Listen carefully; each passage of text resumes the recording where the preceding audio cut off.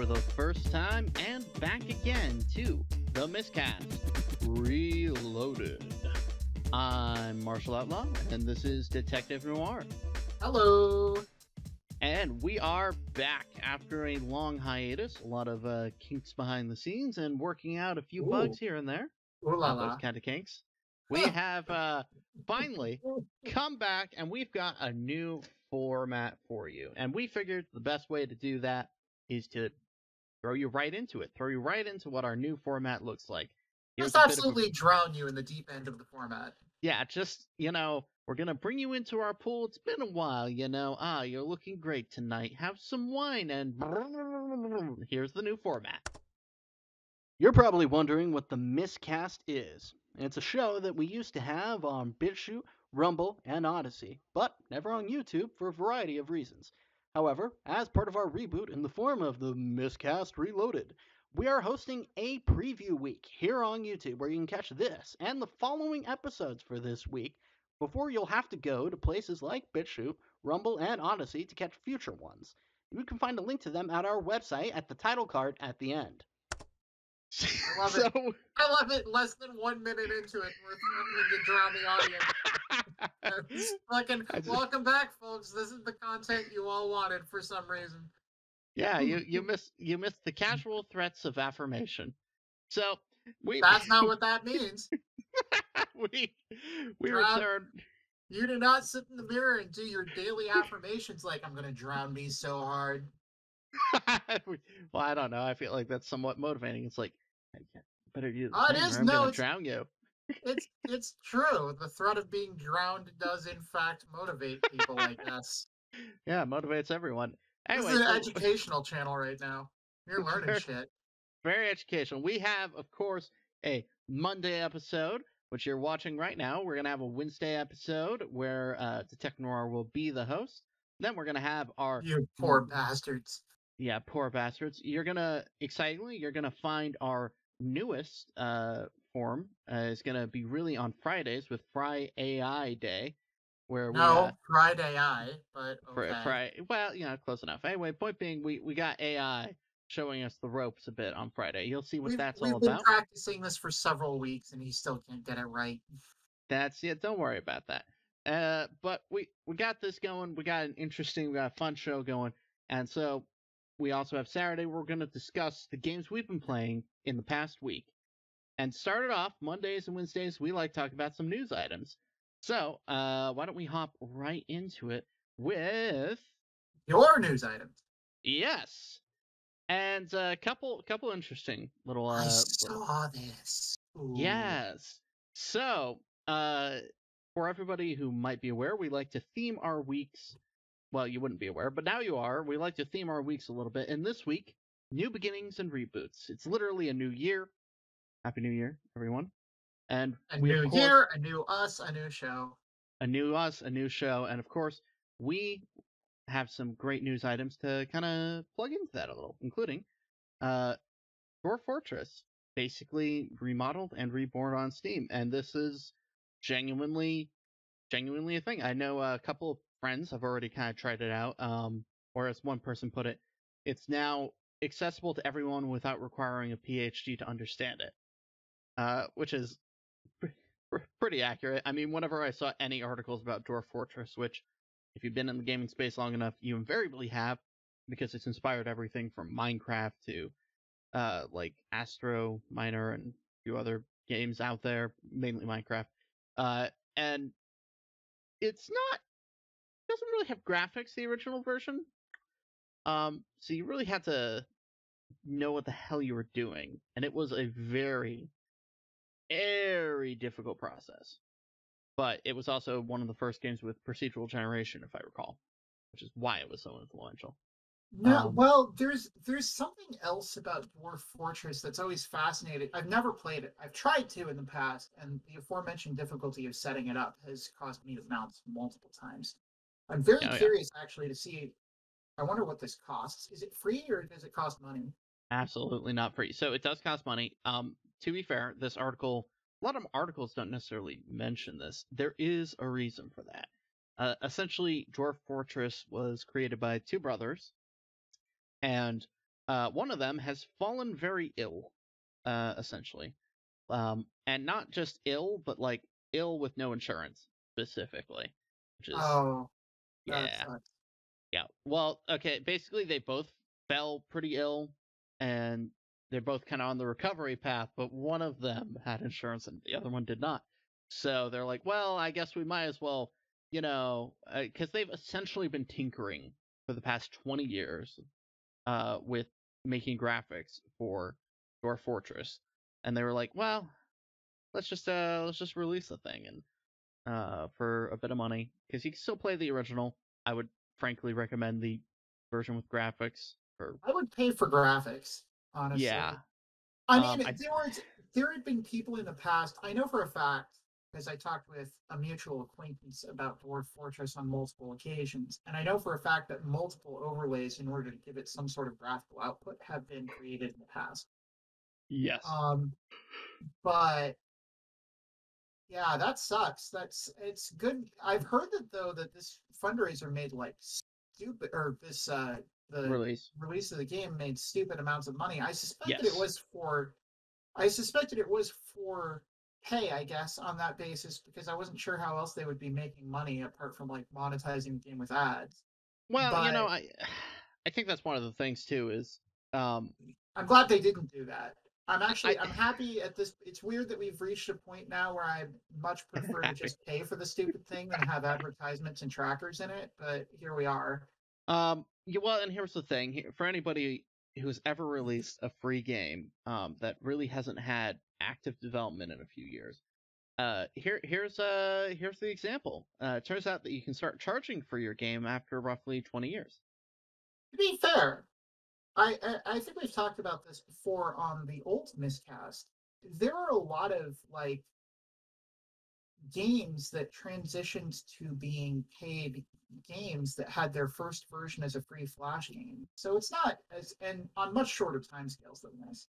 So Yeah. it's not like there isn't a model for I mean, if you make a free game that sort of catches like a big audience, then it sort of serves as free advertising, puns semi intended, for like the eventual paid game you make. And I own two games by a guy called Matt Like Swords, um, Fair. who made the epic battle fantasy games, um, that are Yeah. paid games that are sequels to. I mean, Epic Battle Fantasy 3 is an entirely free game that you can still go back and play on newgrounds.com, as far as I know, supposing that Flash works on your browser. And it's basically like a scaled down version of Epic Battle Fantasy 4. So if you like the things in 3, you'll probably like 4. Um, but I'm getting off track here a little bit. So the reason I am really interested in Dwarf Fortress and the reason I had bounced off Dwarf Fortress, and they allude to it a little bit in the text of the article that I see up here, is that this game is almost entirely unique in that rather than going for like complexity of environments or like anything else, it goes specifically for complexity of like depth of simulation. um like there are, if you go in and you like get a readout, because I've seen all sorts of like images online of this from way before the like this version of it came out. If you go in and get a readout of like all of the information that it stores on like each individual dwarf, it is actually fucking absurd. Like it fills up pages of just data that it's storing about the dwarfs in terms of like every minute little detail of their personality in like 75 different quantifiable ways. What their favorite food is, what their favorite type of furniture is, what their favorite room is, what type of light levels they like, who they've recently interacted with, how they felt about those interactions. Like it goes on to such an absurd level of depth that it kind of changes the entire quality of the game. I think what sucks people into this game is that it doesn't feel like any other video game. It's not as easy to just linearly predict exactly what's going to happen because there's so many complex things going on under the surface. This article is talking about the fact that like um the game was simulating cats getting soaked in alcohol and simulating cats licking themselves. And the result of that was that there was a bug where all of the cats were getting themselves drunk. Like, that's like, it's like that level of where it's like so many different moving parts are simulated in it. And this is why, I mean, you said at the beginning, it's like this is part of the inspiration for Minecraft. Yeah, probably. But like the qualitative difference between playing something like Minecraft and playing this is there's no comparison. This like limited its scope all the way down to like literally putting you in one area and then um like just simulating the ever living shit out of that area, whereas Minecraft gives you very shallow like simulation but gives you a semi-infinite world to like sprawl in. It's a very different kind of approach. One of the things that I heard about someone doing in Dwarf Fortress was there's like dwarves are basically allergic to sunlight, but they gain a tiny little bit of resistance to it every time they're exposed to it. And initially, if they're, I guess if they're exposed to it for too long, they die. But like you can slowly, like if you're careful about it, I guess eventually breed like a race of mutant dwarfs that live on the surface and Oh, like not dig daywalkers. underground at all. Like it's absurd what you can do in this game, partially just because they simulated and simulated and simulated and added layers and layers and layers of complexity just in one place. I would love it if a AAA studio did something like this in a weird way. Like not maybe not quite to this level, but like just dialed it back on like didn't put all of the effort into graphics because graphics have been probably better than we need them to be now for like 10 years. Like didn't put the effort into the graphics, didn't put the effort into like any of that other stuff, like collectibles or whatever. Just went into like really adding layers of depth to the world and like layers of simulation. And made a world that felt like more alive.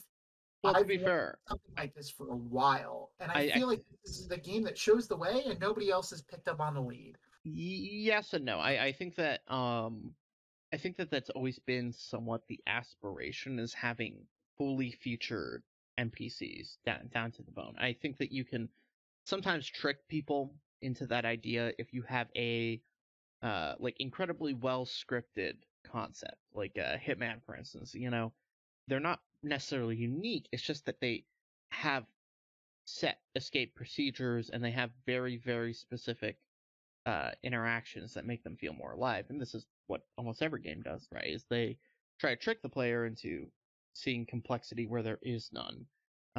Bethesda does this almost entirely on relying on player actions. There's a few, though smitterings of them, cases where in like Skyrim you can have an interaction that feels unique because you did something that the game didn't necessarily expect. But that's not all the time. Like there's, there is like one quest where if you already have the dude's like grandma's ring, he kind of freaks out over the fact that you already have gone and grabbed it. You're like, he's like, what? Okay, why do you already have this? Like, Okay, but like the thing I was talking about with like the drunken cats, for example, is like a different type of thing where it's like truly emergent behavior. Two complex systems were built that interacted in a way that the people who developed them did not intend and well, sure. generated an unexpected result.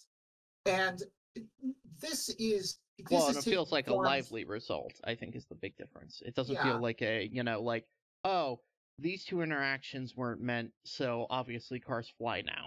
Like, yeah, it's, yeah. No, it feels like something that's sort of semi-realistic given the bounds of the simulation, and that's not necessarily because this is sort of taking the form of a bug. But like, I like the idea of like a game which simulates so many independent random things about the characters in the world that you interact with as you like go along on an RPG quest or something that you emergently run into like opportunities or like things that the programmers didn't specifically intend for you to like experience but were allowed to happen just by having a sufficiently complex simulation. And I guess to kind of like explain that with like concrete examples. What's the name of like the first shopkeeper in Skyrim? Oh, like Balthazar or something. Balthar, yeah, or Balthar. Balthazar, I think, something like that. Anyway, Yeah. what's his favorite food? Oh, I presume soup, considering that he doesn't complain when you put a pot on his head. Yeah, I mean, sure, but you don't really know. No, not for sure. How I does mean, how does he feel about the weather in Skyrim at that particular point in time? um, he probably, if there is any interaction out there as weather in Skyrim, if there were, if that had been a thing they had done, they'd probably have the typical canned response that every NPC in town would have, which is, with the exception of maybe one or two particular NPCs. Oh, weather. Right? Yeah, yeah. I mean, probably, and it would probably be this. It would probably be a copied and pasted response that was Yeah. shared by him and 6 other shopkeepers. Right? Maybe they would have different voice actors do it. Maybe if Oh you're yeah. lucky. I think that game has 6 voice actors. Right, and the Um, only NPCs that reacted differently, of course, they have quest lines, because them not liking the rain is actually going to lead you on a Dark Brotherhood adventure. they should have like fucking leaned into it and just had everyone voiced by one dude who sounds exactly like your dungeon master. No, it should. But Everyone should have just been voiced by Morgan Freeman. That should oh have my just been. god, I would pay for that actually, to be honest with you. I would unironically buy the Morgan Freeman voices everything pack. I'm It's looking coming. for my grandmother's ring. Fucking yes, chill out Skyrim instantly. I imagine all of the bandits are like, you'll pay for God, that. somebody's gonna do that as a mod. They're gonna like use AI to replicate Morgan Freeman's if voice, and then if just no, if Morgan Freeman is too expensive, someone hires E. Frank. Um, there you go. but in any case, but like this is I guess my point is like that shopkeeper exists in an entirely artificial world and like doesn't respond in any way realistic. Like you can put a pot on his head and he doesn't fucking do anything about it. He doesn't have a favorite food. He doesn't care about the weather. He only cares about the people in the like village immediately around him to the extent that he has a quest line that involves them. He like doesn't get his money from any place in particular. The money just shows up at the beginning of the day because it is programmed to do so in some semi-random amount. There's no depth to the simulation there. He is fundamentally, when you strip him down, he is a vending machine with like a little bit of dialogue pasted on his face. Like that is what he is. He has no existence beyond that. I Whereas the mean, characters in Dwarf Fortress all have such depth to their simulation that none of them is just a vending machine. no. The Well, game doesn't really work that way anyway, but like but I, but you know what I mean. They're not just like a node. They've got no. like a shitload of stuff going on in them, and emergent behaviors happen as a result of it. And I would love it if other developers, because the thing is, this was made by 2 dudes, granted over a very long period of time. So yes, a lot of man hours went into it, but like AAA studios have access to the raw manpower to put this level of simulation in games. And the thing that brings me almost to tears is the fact that they even put that manpower into games. They just like redistribute the energy in a different way, and they put most of that attention into like making the game look really pretty or whatever. So But I think that a lot of the reason that a lot of AAA developers don't necessarily do that is very simply put that developers are scared of emergent behavior, especially if you have a structure. The advantage Dwarf Fortress has is twofold. A, its original release was pretty much text based, which meant that you could avoid some of the haphazard things that can happen with, say, collisions and anything that happens in a 3D or even 2D environment. Secondly, in terms of your actual like behaviors from those NPCs and whatnot. If you have a game like Dwarf Fortress, there's not necessarily quests, but something like Cyberpunk, for instance, which in a way I think the dream is like, yeah, of course I want my like the city in Cyberpunk, like Owl City, to feel more alive and more interesting. At the same time, if you're the developer, you're probably looking at it like, okay, well, if I have all these emergent personalities, what am I going to do if, for some reason, the personality of one of the quest givers decides that he wants to become a hermit now, or the personality of like these couple of random hoodlums mean that they're going to break into this quest giver's home and try to kidnap him, and like how does the game react to that? Or more importantly, if you had those personality traits but you had the game hardlock things away from that, how annoyed would you be, like trying to go to a quest giver shop, and there's a bunch of hoodlums verbally telling you that they are going to steal that guy, they're going to kidnap him, they're going to take him right now, and they're just standing outside because the game won't let them go in. You know, Yeah, like well, and that's sort of the problem, I guess, of doing like a hybrid thing where it's. I mean, I don't know. Like you'd have to workshop it a little bit and kind of like maybe one approach to get around that would be just to not to have the game coded in such a way that quests cannot are assigned first of all to NPCs that meet certain conditions rather than NPCs that are specific people. And then to like, if a person is in the process of being kidnapped or has some other reason that it would be impossible for the player to interact with them, not assign that quest line to them. For example, that might be one way of doing it. But like, yeah, for sure, you would have to break a little bit away from the way that we have been making RPGs up until now. You'd have to really get a little bit innovative. And I think that you're right in that I imagine big AAA developers are afraid to do that because it's going to make a less consistent product. experience. But it's Yeah. also going to make a product that's so radically like different. To be fair, I think that they would need to redefine quests, and I don't think this is the wrong direction to take, by the way, but I think they would need to redefine quests as being something where it's not like, oh, this quest, which is titled, my grandma lost her ring, and then you go to hit, and it's activatable, and there's a whole wiki page on that particular quest thing. Have quest be entirely reliant on procedurally generated needs, desires, and losses, where it's like an NPC will ask you like, "Hey, can you find my grandmother's ring?" Because in his traits, one of the things that's noted in like lost objects is grandmother's ring. Like it's interesting if you play Fallout. Like Fallout games are very story driven in a way, and and the side quests are basically short stories. Some of them are even shorter than short stories. But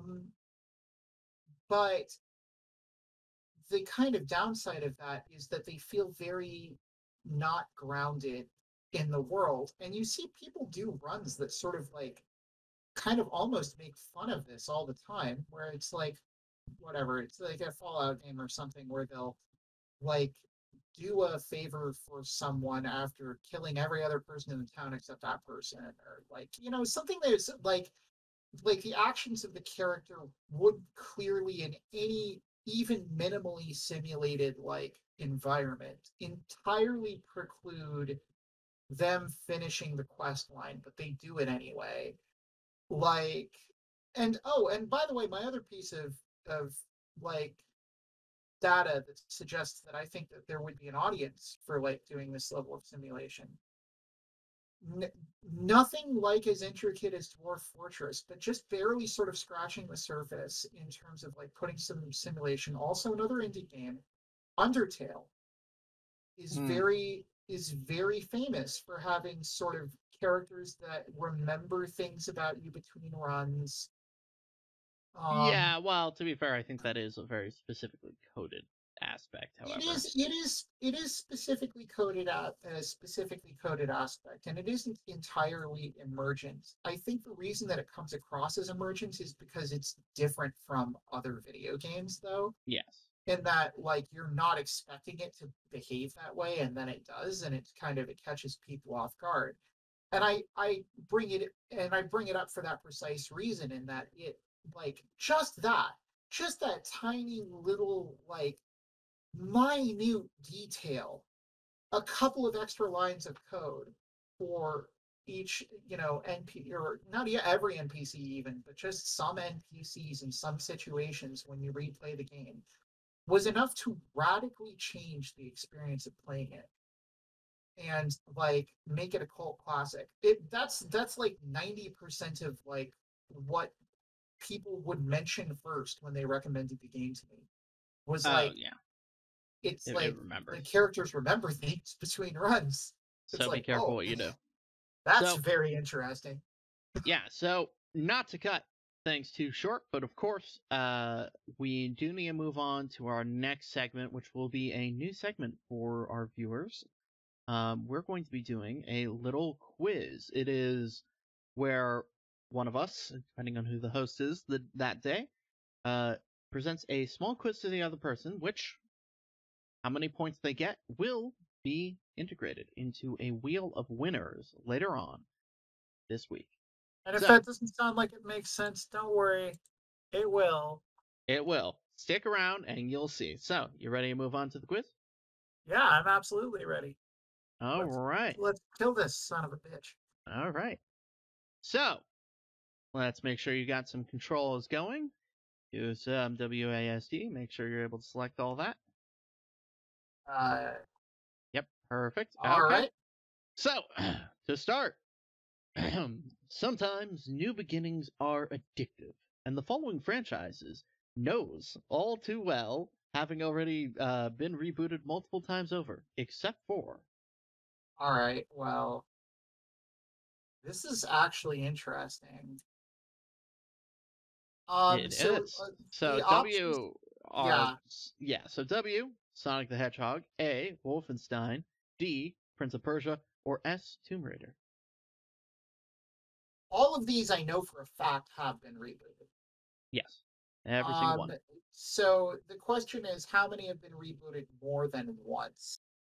Yep, exactly that. Um, Prince of Persia, I believe, has been rebooted more than once. I watched a big Prince of Persia retrospective, and it kind of depends on how you want to count it, because I believe the original was technically pseudo remade, and then they restarted his storyline with an entirely different storyline, and then they did it again. I'm fairly sure that one is one that has been. Wolfenstein, I actually don't know. I know that there was, like, something weird about Wolfenstein 3D, and the fact that it was, like, very, very different from the side scrollers that preceded it. And then I know that another 3D Wolfenstein game was made in the modern era, but I only know that because Ross of Game Dungeon played it. Hmm. Sonic the Hedgehog. Actually, Sonic the Hedgehog is kind of an interesting one, because I don't know. I almost lean in. It's either in that direction or in Tomb Raider. Tomb Raider has been remade once for sure in the modern era, but technically I don't think it's been rebooted since then. Sonic the Hedgehog, I know, had, like, a couple of weird games that were one-offs that, like, didn't really fit in the rest of the canon. I'm leaning towards Tomb Raider at this point. I All think right. it's theoretically only been rebooted once. That is correct. Tomb Raider, while it does have an upcoming reboot, which we discussed during one of the test recordings, it hasn't been rebooted yet. It will have an Amazon-style reboot, quite literally. But I thought that yeah, was a continuation by, no. like, of the new series by a different developer. Um, that might be, but I got the impression its name is like Reloaded. Quite Oh, ironically. Uh, all right. so yeah, obviously stealing our show name Obviously, clearly. Amazon got the idea from a YouTube or like BitChute show with 100 viewers. Yeah. I see that this is a Perfect. wordy one. Telltale was known for click and point adventure games until The Walking Dead, which rebooted their formula. A lot of franchises got the Telltale treatment, but not this one. W. Guardians of the Galaxy. A. Minecraft. D. Stranger Things. Or S. Batman. Okay, Minecraft and Batman definitely got the Telltale treatment. All right. All right. Stranger Things is all that white women talk about anymore. I've never seen the show and I know nothing about it. It's supernatural, I guess, perhaps in some way, but it's very recent comparatively. And the other thing is that if I recall any particular thing about Telltale, it's that they were notorious for licensing the shit out of things and spending most of the money on the license and then like no money on the actual fucking development. I think Stranger Things actually post dates like Telltale existing entirely. Guardians of the Galaxy might also, but is at least earlier. Mm-hmm. So just for that reason, I want to say the one that has not gotten the Telltale treatment is Stranger Things. All right.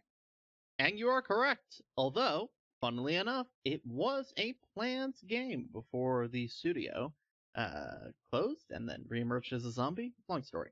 Telltale's a bit weird these days. So the studio itself did a Walking Dead. Indeed. Here's one of my dick ones. All right, Sam & Max is one of the longest running and slowest release franchises. There was Hit the Road, the Telltale games, and the VR title. It should also then ask when and which were these released, but that's fine. Hit the Road. Did you use a semicolon? Sure did. Yeah, I made a life mistake there. That's fine. It probably would have gone way over the text box. Anyway, so your options for when these games released is W. Hit the Road in 1987, Telltale from 2007-2017, and VR in 2017. Or A. Hit the Road in 1993, Telltale from 2007-2010, and VR in 2021. S. Hit the Road in 1995, Telltale from 2009-2011, and VR in 2022. Or D. Hit the Road in 1999, Telltale from 2010-2012, and VR in 2020. Sorry. I considered making this last one, but that seemed cruel. I mean, no, this one's just stupid, though, because nobody is going to, like, people are going to be listening to this in their car, and they're going to be like, what the fuck were any of those options? Nobody who's listening to this as a podcast is going to remember anything, so I'm going to have to repeat slowly the one that I actually pick. All right, I am reasonably sure that Hit the Road was in either 1993 or 1995. I think 1987 is too early, and I think 1999 is too late, because by 1999, things like Fury 3 were already becoming popular, and honestly, adventure games were kind of on the wane. So Telltale, when the fuck did Telltale become a thing?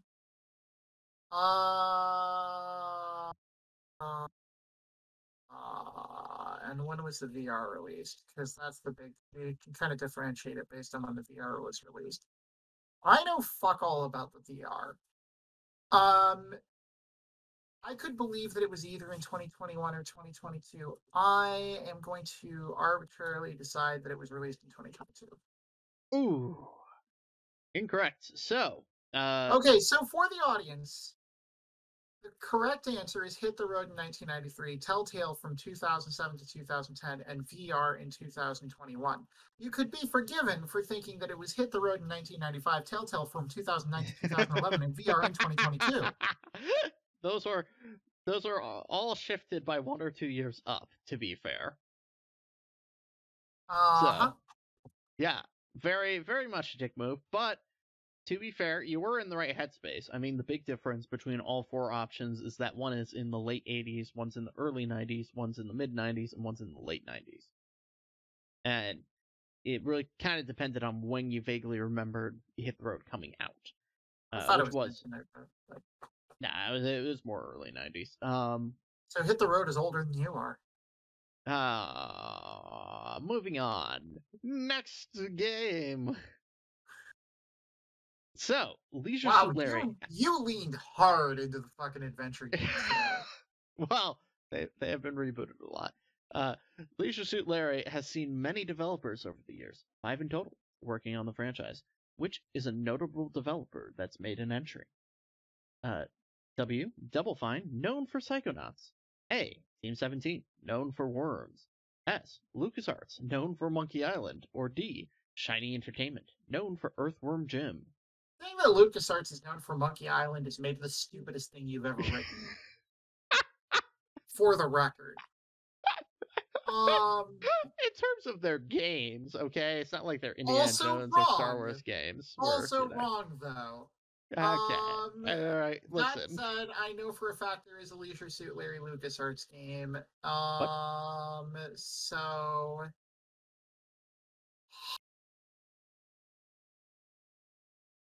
Fuck. It's weird to me that... See, the thing is that I get the impression that Double Fine is absolutely, like, into weirdness. But I don't know if they're into kinkiness. But Team 17 strike me as just a bunch of corporate whores to begin with. The Worms franchise basically just gives me the idea that someone was like, what if we made a cash grab a game? So that I would absolutely believe from them.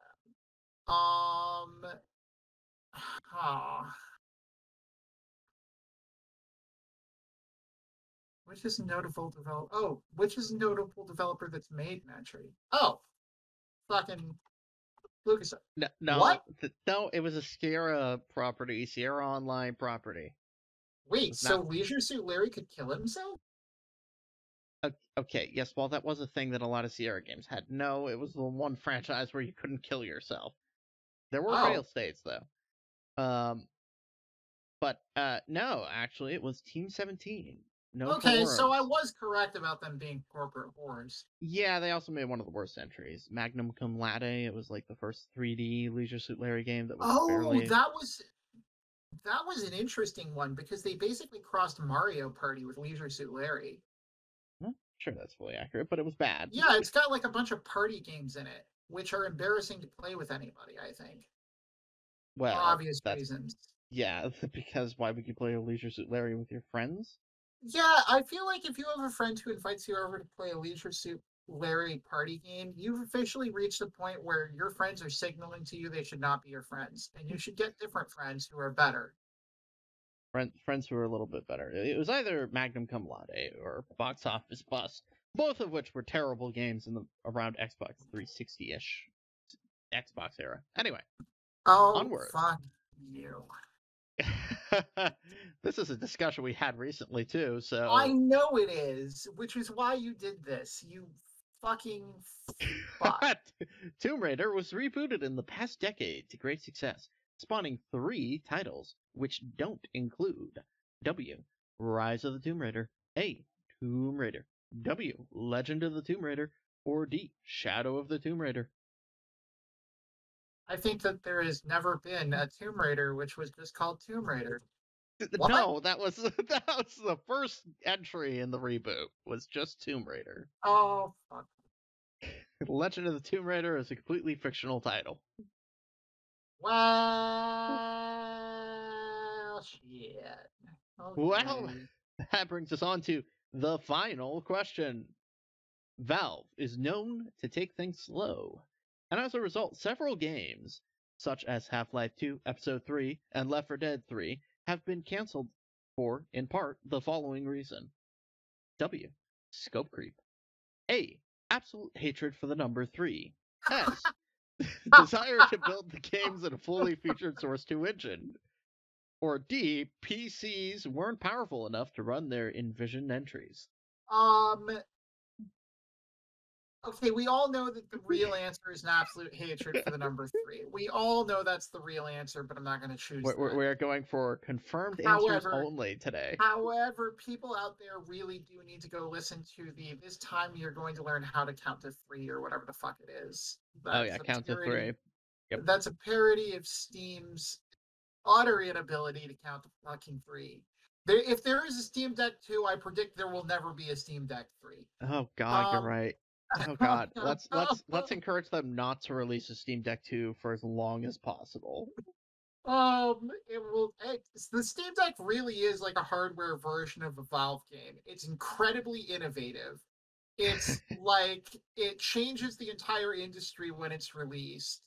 It takes for fucking ever to develop.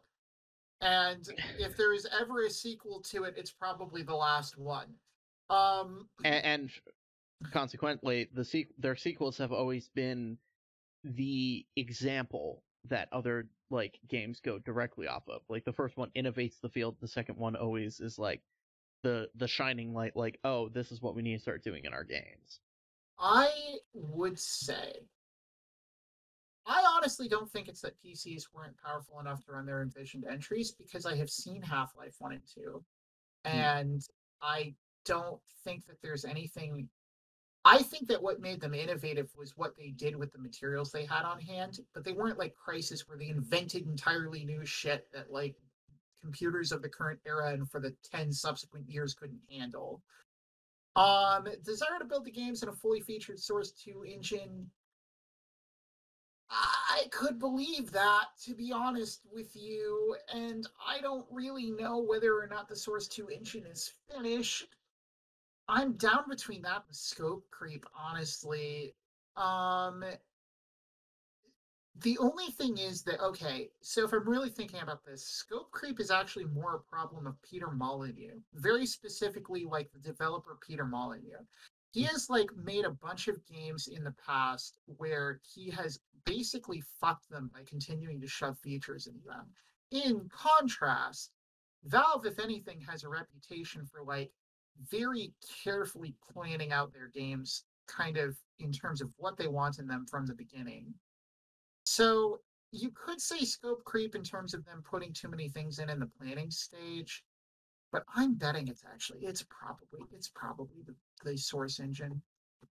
And you Yeah. are correct. While scope creep was a factor in particular with Half-Life 2 Episode 3's development, most of the projects like Left 4 Dead 3 that they really kind of envisioned and wanted to work on really ultimately didn't materialize because they wanted to do quite a bit that wasn't quite possible in the original Source engine.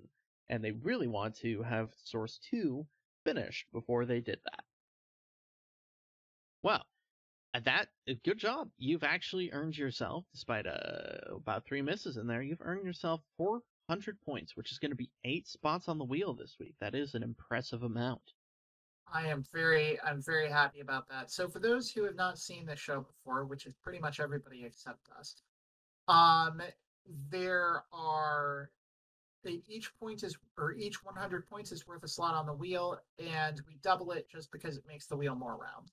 So that's 4 points total times 2. 4 points because the last question of the week is always worth double points. Exactly. And that will bring us to our final screen for the day. All right. Well, that concludes our Monday episode. Ran a bit long, but you know what? It's the inaugural episode. That means you guys get just a little bit of extra. But don't worry, We give you all the episode. all of the episode. Don't worry, we will be back Wednesday, and you'll get a All uh, of you get a bit of a tamer, why don't take take on us. all of me? This is not time for a singing solo. Anyway, we have. It's been a pleasure seeing all of you for our first set of news items and MISQUIZ. Please join us again on Wednesday when we release our second episode, which is going to be hosted by DetectiveNoir here. Okay. See you next time, folks. See you next time. Goodbye.